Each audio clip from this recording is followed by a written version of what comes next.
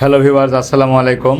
ঢাকা শহরের প্রাণকেন্দ্র গুলশান, এই গুলশানে অবস্থিত শহীদ ডাক্তার ফজলে রাব্বি পার্ক, যেটি পুলিশ প্লাজার অপোজিট পাশে এবং হাতিরঝিল সংলগ্ন।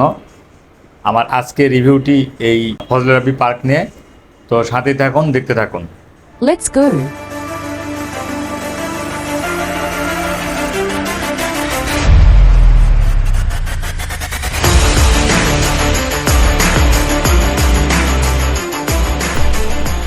এখন আমি যে জায়গায় অবস্থান করতেছি এটা হচ্ছে শহীদ ডাক্তার ফজলে রাব্বি পার্কের নতুন গেট। এই গেট দিয়ে আমরা ভিতরে প্রবেশ করব। এখানে অবশ্যই এর আগে গেট ছিল না। এই পার্কটি দীর্ঘদিন বন্ধ ছিল নির্মাণাধীন অবস্থায়, তো শেষ পর্যন্ত এটা এবছরই খুলে দেওয়া হয়েছে, বাট এখনও অনেক কাজ বাকি আছে। তো এন্ট্রেন্সটা অনেক সুন্দর। আমরা পার্কের ভিতরে প্রবেশ করছি।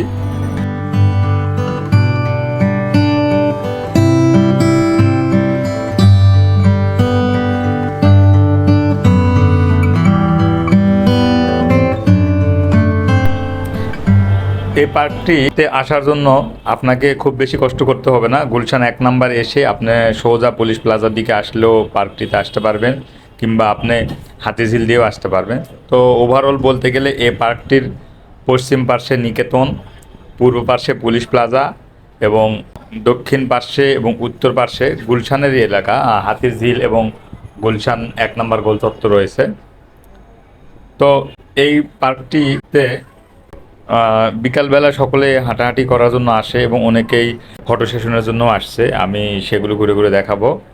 তো একটা বিষয় একটু আপনাদের সাথে শেয়ার করি, সেটি হচ্ছে যে এই পার্কটি ছাড়াও গুলশানে আরও 2টি পার্ক রয়েছে।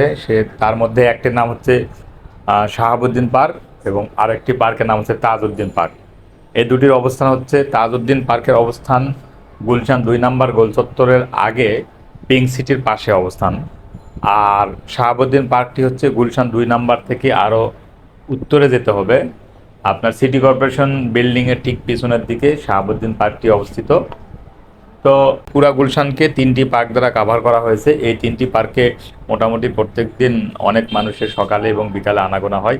এই পার্কগুলিতে প্রবেশের জন্য আপনাকে কোনো এন্ট্রি ফি দিতে হয় না।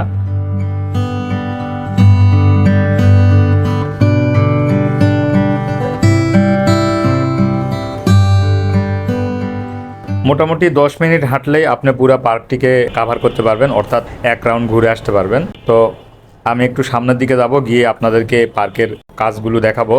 এখন অবশ্য আন্ডার কনস্ট্রাকশনে রয়েছে। তো সামনে একটা ব্রিজের মতো দেখা যাচ্ছে, এটা এক সৌন্দর্য বর্ধনের জন্য করা হয়েছে। এখন আমি এই ব্রিজটিতে উঠবো। তো ব্রিজটিতে উঠে ব্রিজের পিছনে যে পার্টিশনটা দেখতে পাচ্ছেন, পার্টিশনের ওপাশটা হচ্ছে নিকেতন এলাকা।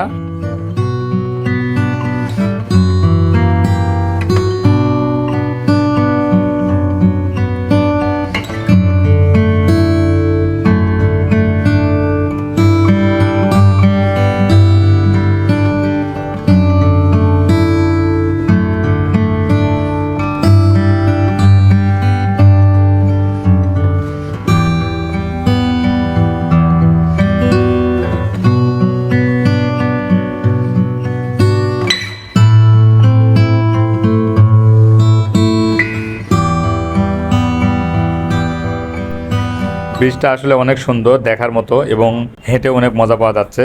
তো ব্রিজের সামনের দিকে হাঁটতে থাকলে একটা উঁচু টিলার মতো দেখা যাচ্ছে। এটা দূর থেকে হয়তো বা আপনি পাহাড়ের মতো মনে করতে পারেন। আমরা ওই টিলার উপরে উঠে পুরা পার্কটিকে দেখতে পাবো।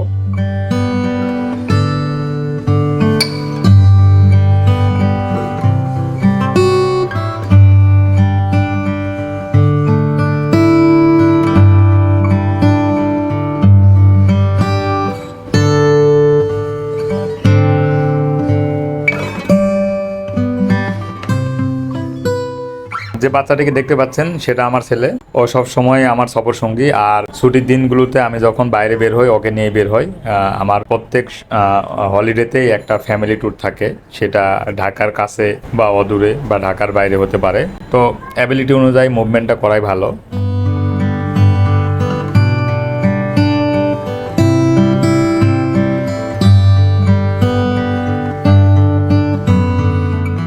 তো পার্কের ভিতর থেকে পুলিশ প্লাজাকে দেখা যাচ্ছে। তো আমি অলরেডি টিলার উপর উঠে পড়েছি। টিলার উপর থেকে পার্কটাকে দেখানোর চেষ্টা করতেছি। আর পার্কের ভিউটাও অনেক সুন্দর আসছে। যেহেতু পার্কটি মোস্ট রিসেন্ট খুলে দেওয়া হয়েছে, এই কারণে লোক কম। এই জায়গাটা হচ্ছে নিকেতন। এই লেকটা হচ্ছে হাতিঝিলের সাথে মিলে গেছে, যে লেকটা দেখতে পাচ্ছেন, নিকেতন এলাকা। এই টিলার উপরে অনেক মানুষ উঠেছে, কিন্তু একটা সমস্যাও আছে। টিলার পিছনেই সেই ডাস্টবিনের এখানে অনেক গন্ধ, তো এটা একটা অসুবিধা। তো এই কারণে হয়তো বা টিলার উপরে অনেকে থাকতে যাচ্ছে না, টিলা থেকে চলে যাচ্ছে। তো আমরাও বেশিক্ষণ অবস্থান করব না, এখান থেকে আমরা টিলা থেকে নেমে যাব, অনেক গন্ধ হচ্ছে।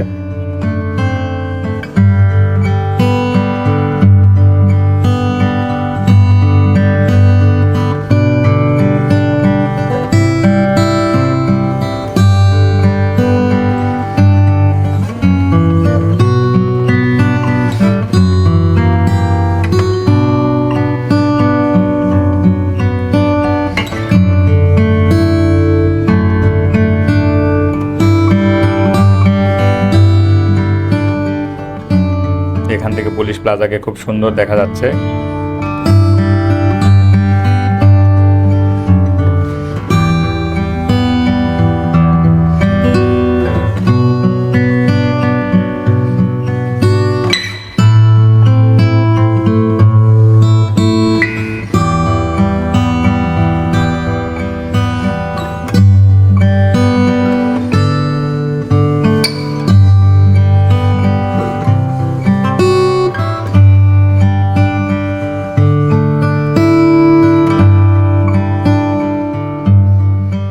এটা হচ্ছে পার্কের পূর্ব সাইড। এই পূর্ব সাইড দিয়ে আমরা যে রাস্তাটি দেখতে পাচ্ছি, এই রাস্তাটি হচ্ছে পুলিশ প্লাজা থেকে গুলশান 2 নম্বর গোল চত্বর ক্রস করে ডিপ্লোম্যাটিক এরিয়া পর্যন্ত সোজা চলে গেছে। এবং পুলিশ প্লাজার পাশে আরও একটা জায়গা আছে যেটা অনেকেই চিনে, সেটা হলো শুটিং ক্লাব।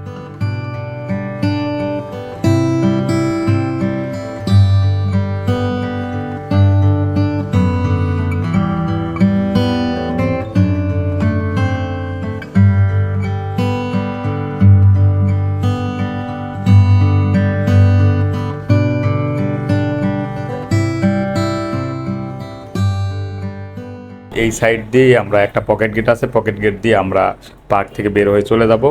সামনে যে পকেট গেটটি দেখতে পাচ্ছেন, এই পকেট গেট দিয়ে আমরা মূলত বের হব। তবে এই পার্কের যেই গেট দিয়ে আমরা প্রবেশ করেছি, সেই গেট দিয়েই বের হওয়ার দুইটা সাইড আছে, দুই সাইড দিয়ে বের হওয়া যায়। তো শর্টকাট ওয়েতে এখানে একটা পকেট গেট রাখা হয়েছে, এই পকেট গেট দিয়ে অনেকে বের হচ্ছে, আমরা এই পকেট গেট দিয়ে বের হয়ে চলে যাচ্ছি।